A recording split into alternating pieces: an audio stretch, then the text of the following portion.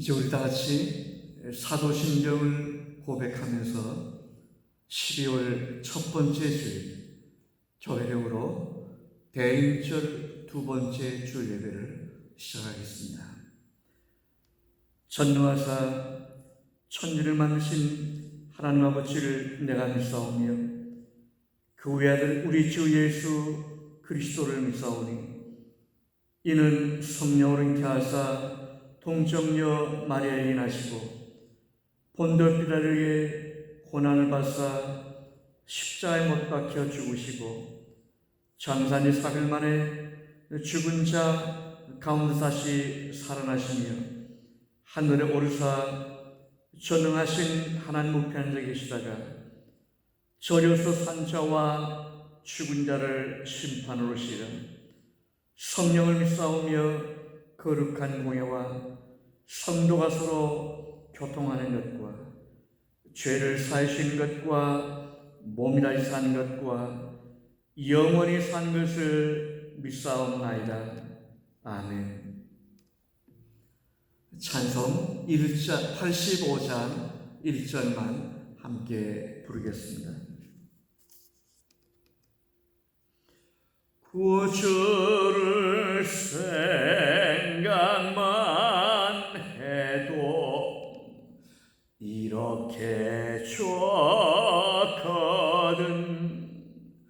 주 얼굴 배울 때야 얼마나 좋으랴.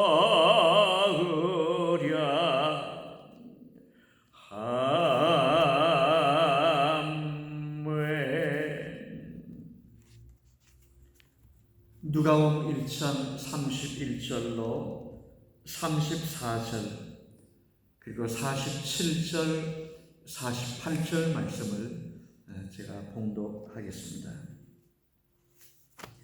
이것은 하나님의 말씀입니다. 보라 내가 잉태하여 아들을 낳으리니 그 이름을 예수라 하라. 그가 큰 자가 되고 지극히 높으신 이의 아들이라 일컬어질 것이요 주 하나님께서 그 조상 다윗의 왕위를 그에게 주시리니 영원히 야곱의 집의 왕으로 다스리실 것이며 그 나라가 무궁하리라. 마리아가 천사에게 말하되 나는 남자를 알지 못하니 어찌 이 일이 있으리까. 내 마음이 하나님 내 구주를 기뻐하였으면 그의 열정에 비천함을 돌보셨음이라. 아멘.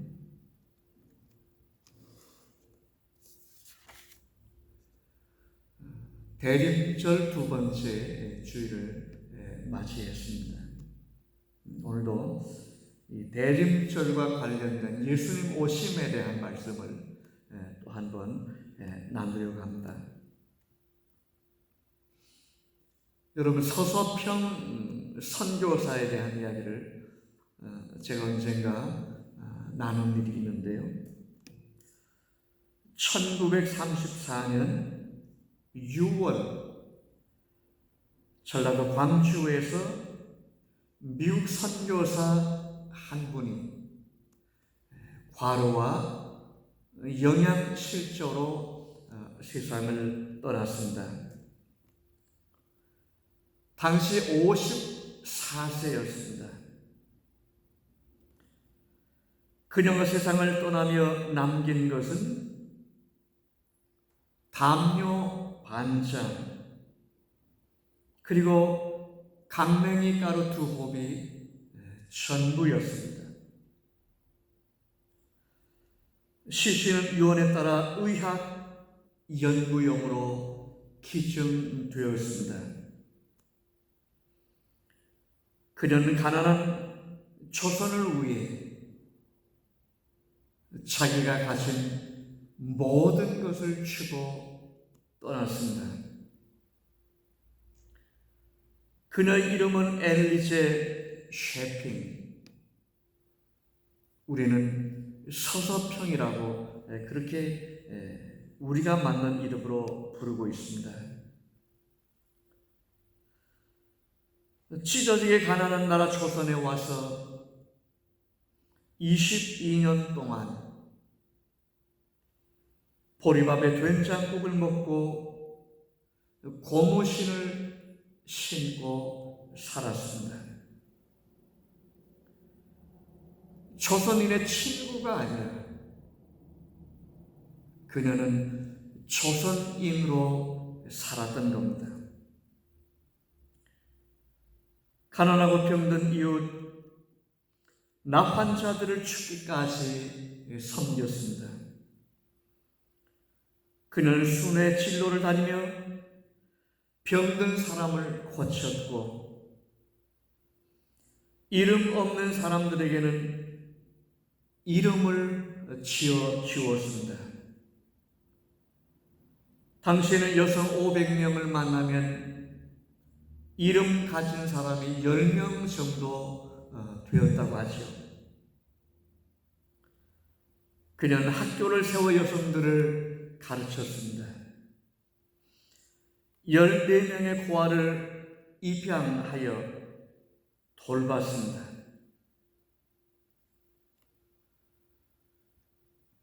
그녀가 세상을 떠난 지 100여 년의 시간이 흘러갔습니다마는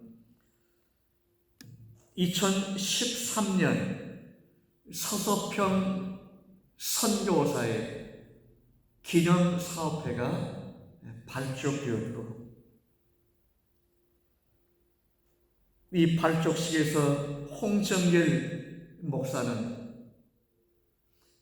이끼 낀 그녀의 무덤 앞에 서서 사람들에게 이렇게 말했습니다.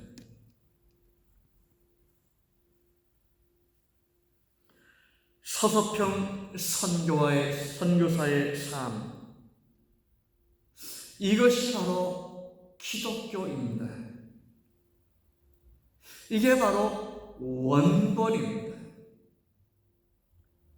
지금 기독교는 실체가 없는 공허한 단어로만 말하고 있습니다.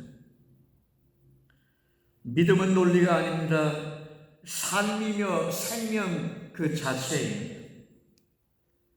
믿음은 늘 구체적인 삶의 용소선입니다. 교회는 이제 이 자리로 돌아와야 합니다.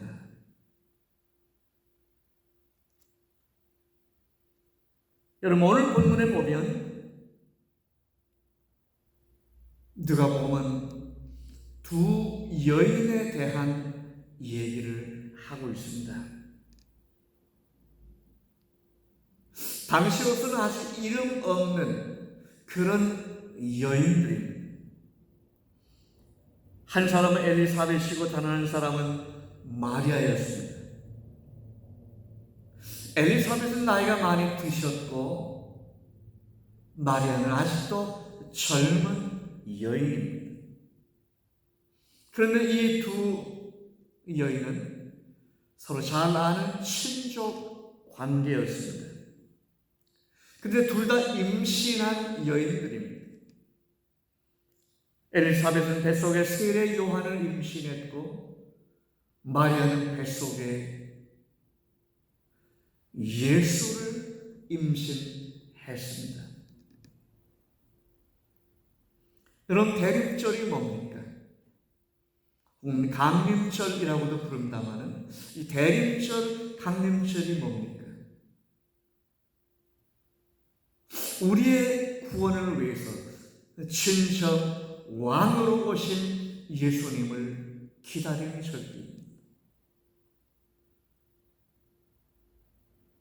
보다 정확하게 말하면 2000년 전에 오신 주님을 축하하고 약속대로 다시 오실 주님을 기다리는, 왕을 기다리는 절기가 바로 이 대림절입니다.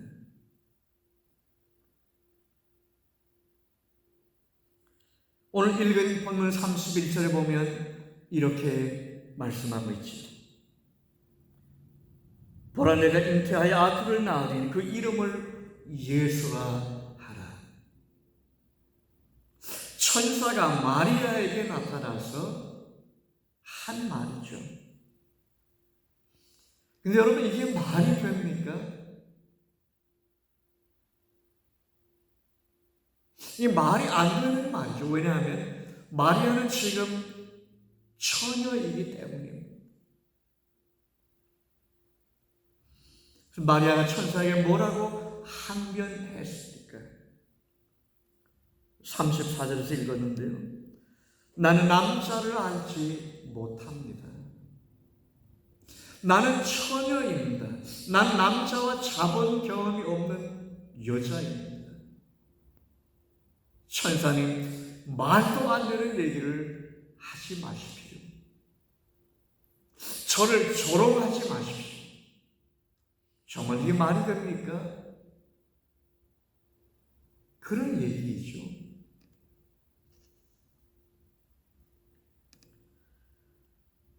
여러분, 예수님은 세상에 우연히 오시지 않았습니다. 어쩌다가 오신 분이 아닙니다.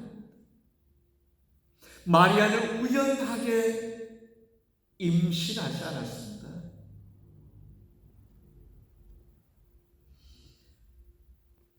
여러분, 남자와 자본 경험이 없는 여자가, 남자를 알지 못하는 여자가 어떻게 임신할 수 있는 거죠? 이거는 아무리 설명하려고 해도 설명할 수가 없는 겁니다. 전혀 논리적으로 합리적인 이성을 가지고는 설명할 길이 없는 겁니다. 근데 실제로 마리아는 임신했고 배가 불러서 아기 예수를 낳았잖아요. 그럼 어떻게 설명해야 되는 거죠? 마리아의 임신은 전적인 하나님의 능력이었다. 그래서 성경은 성령이 누구입니까? 하나님의 영이죠. 성령으로 임신했다. 그렇게 말씀하고 있는 거죠.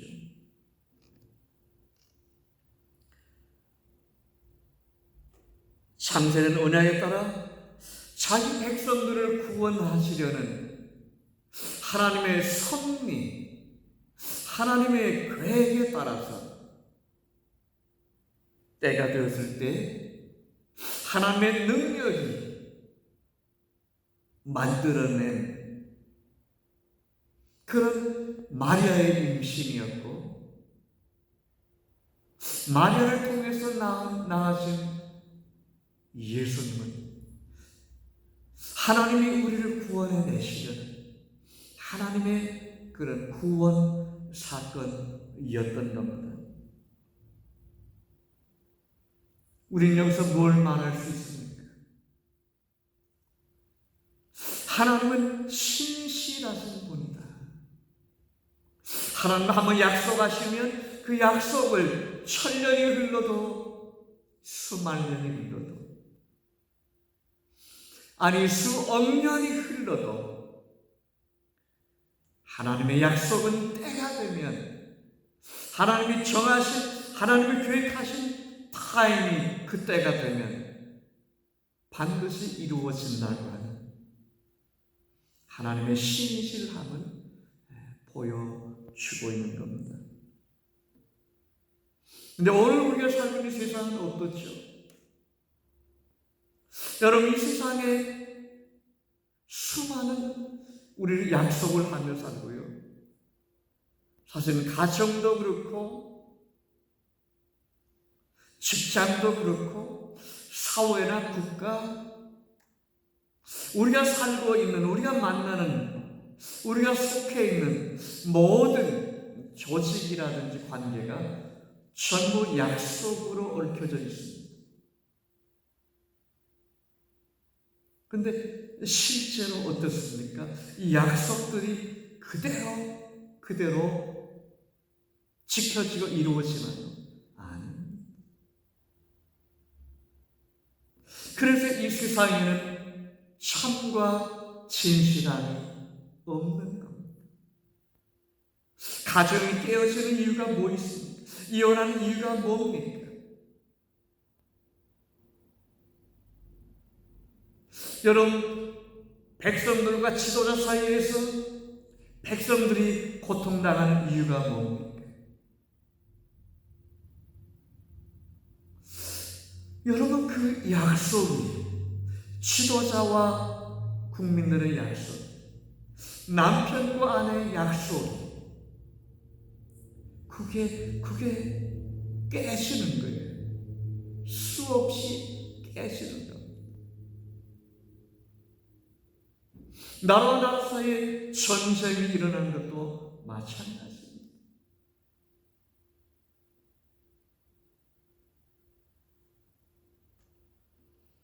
이 세상에는 참됨과 진실함이 없는 거죠. 있는 것처럼 때로 보이지만 팩트는, 본질은 없는 것, 있는 것처럼 보일 뿐입니다. 3년이나 다가오지만 팬데믹과 의 전쟁은 아직도 완전히 끝난 것은 아닙니다.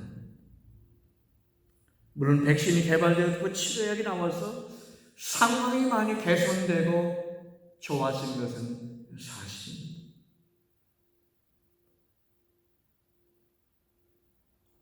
요즘 우리가 마스크 안 하고 다니는데 어제 뉴스 보면 LA 카운티는 아마 조만간 실내에서는 마스크를 다시 착용해야 될 것이다 하는 뉴스가 나오고 있습니다.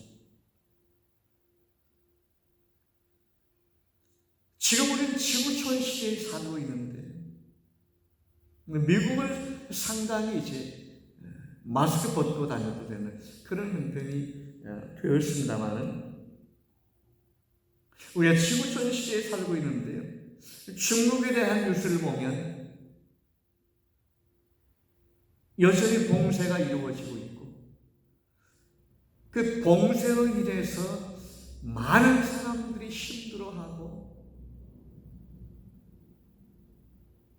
여러분 베이징과 샹하이에 국민들이 왜 뛰어나왔어? 왜 데모가 일어나는 겁니까? 정부의 제로 코로나 정책 때문에 그런 거예요.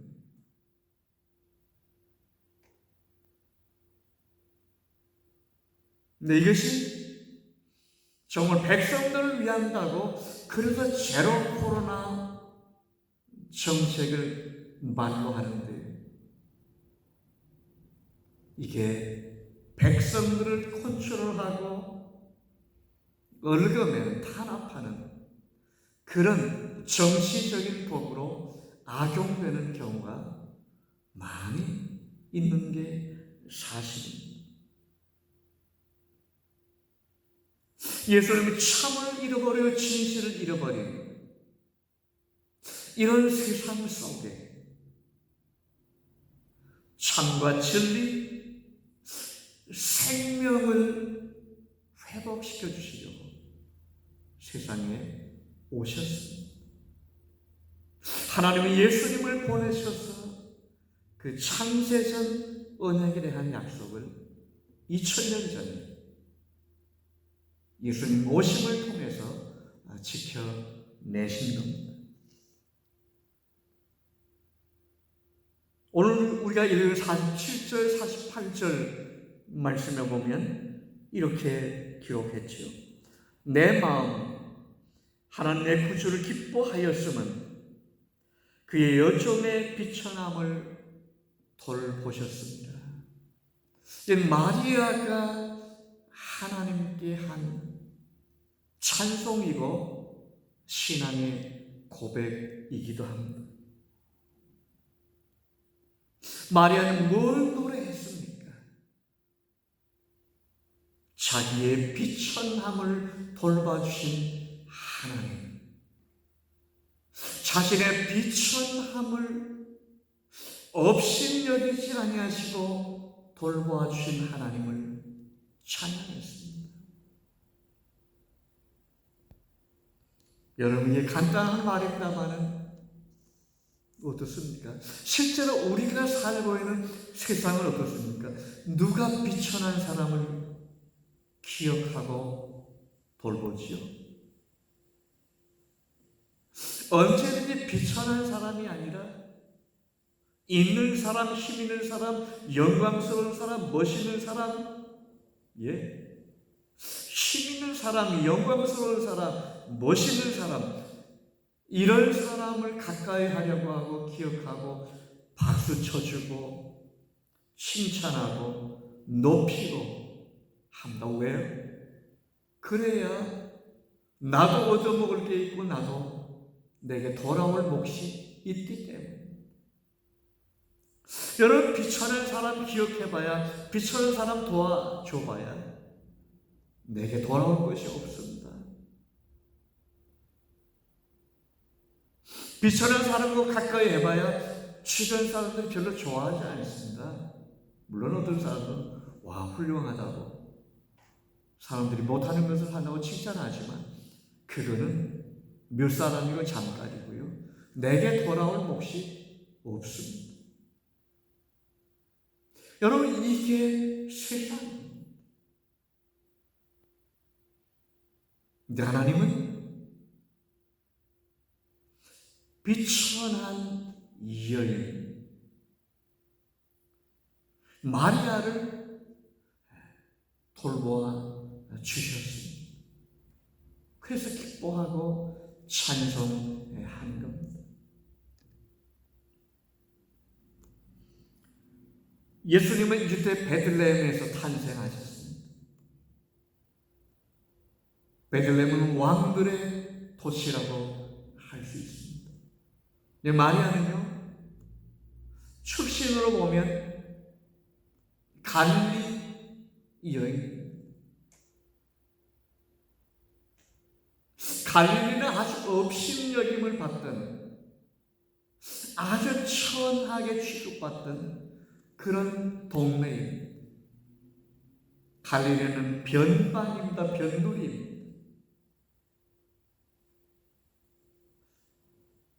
이 유대인들은, 당시 유대인들은 이 갈릴리를 이 외국과 경계를 맞대고 있다고 해서 피가 섞이고 문화가 짬뽕 문화가 되고,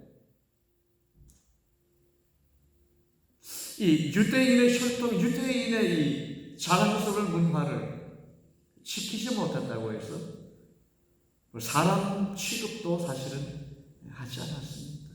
바로 그런 지역이, 그런 동네가 갈릴리였습니다. 마리아는 갈릴리 출신. 여러분, 어떻습니까? 하나님께서 온 세상을 구원하실 하나님의 아들 예수 그리스도를 잉태한 여인으로 예루살렘 명문가의 딸을 택하지 않으셨습니다. 정반대였습니다. 천구석 업신여김을 당하던 갈릴리의 한 이름 없는 여인 마리아에게서 바로 그 일을 하신 겁니다. 여러분, 하나님이 하신 일은 언제나 놀랍습니다. 우리의 생각과 다르기 때문이죠. 지극히 높으신 하나님께서 하시는 일은 언제나 우리의 상식을 뛰어넘어서 우리 눈에는 기이하게 보이는 그런 일을 하시는 겁니다. 마리아는 자기의 비천함을 돌아보면서 동시에 위대하신 하나님, 영광스러운 하나님을 바라보면서 자기는 빛으로 하는데 하늘의 하나님, 그 하나님이 하신 영광스러운 일을 바라보면서 감격하고 또 감격할 수밖에 없었던 거죠. 그래서 말로 다 설명할 수 없는 일이었습니다. 하나님 하신 일은 엄청난 역설이었던 거죠. 지극히 비천한 여인, 지극히 부족한 죄인된 여인, 이런 이 여인이 하나님께 은혜를 입어서 하나님의 아들 구원자를 품게 되었던 것, 얼마나 충격적이고 사실은 놀라운 일입니다. 이런 마리아의 얘기는 오늘 우리의 얘기이기도 합니다. 마리아의 찬송과 마리아의 신앙 고백은 오늘 우리의 찬송이고 오늘 우리의 신앙 고백이기도 합니다. 왜요? 마리아처럼 지극히 부족하고 비천한 우리들인데 하나님의 아들 그리스도 예수를 오늘 우리의 마음에 품게 되었기 때문이죠. 내가 스스로 품은 것이 아닙니다. 내가 무슨 어느 날 갑자기 마음을 작정해서 내가 할 일이 아닙니다. 성령께서 그리스도 예수를 알게 해주셨고 우리 마음속에 영접하고 모실 수 있도록 하신, 우리는 이걸 은혜라고 말합니다. 또 한 번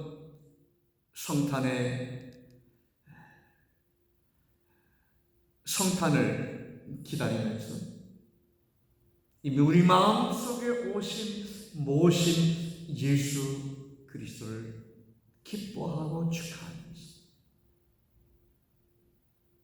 내가 지금 어떠한 환경, 어떠한 형편에 있든지 기뻐하고 감사하면서 즐거움으로 준비하고 맞는 성탄의 계절이 될 수 있기를 바랍니다.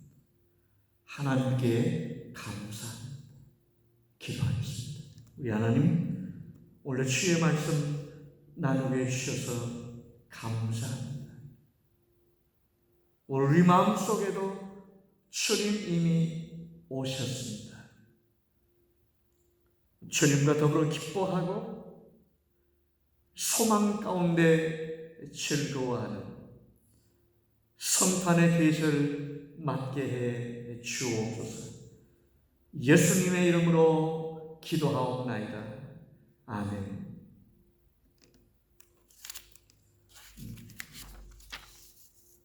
요즘 날씨가 많이 시원하고 얼마나 쾌적한지 모르겠습니다.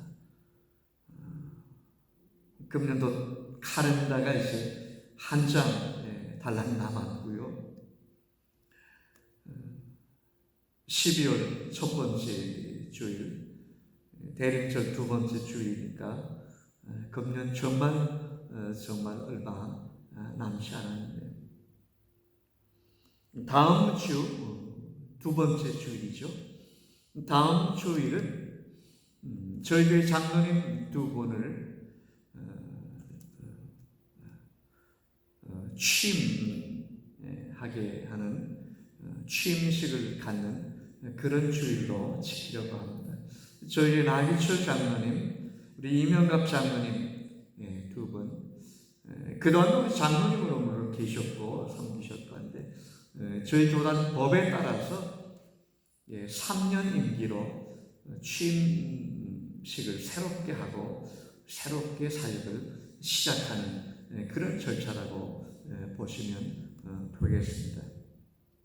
다음 주는 취임식을 중심으로 이제 낮에 예배하기 때문에 제가 동영상을 따로 만들지 않으려고 하고요. 그리고 세 번째 주일은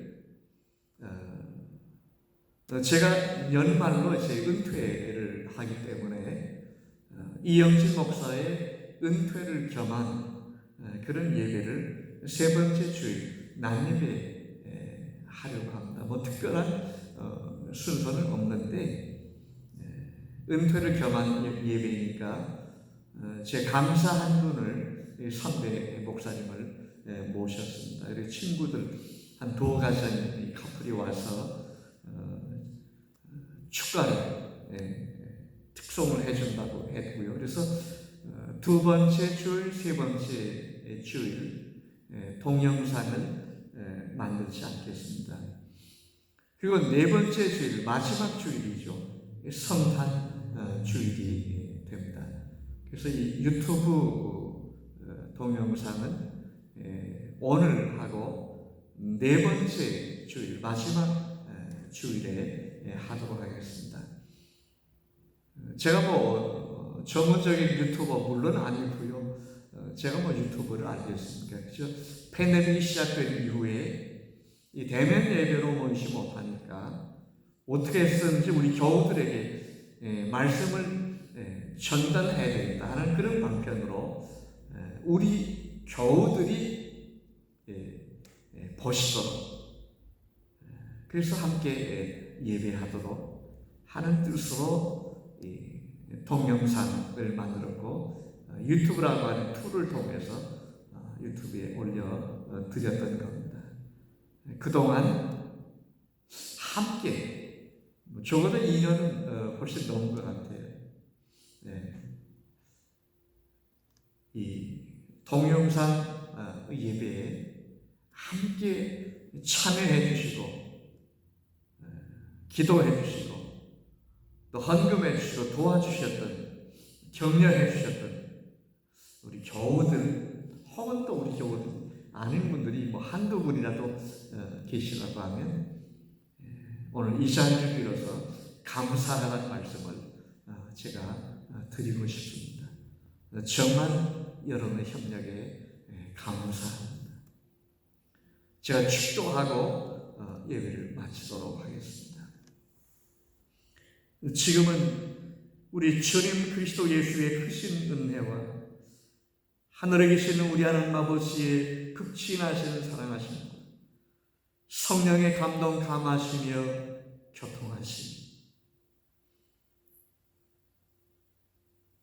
마리아처럼 예수 그리스도를 가슴에 품고 기뻐하며 즐거워하며 하나님 앞에 감사함으로 살기를 새롭게 다짐한 주의 귀한 백성들 가운데 이제로부터 영원토록 함께 계실지어다. 아멘.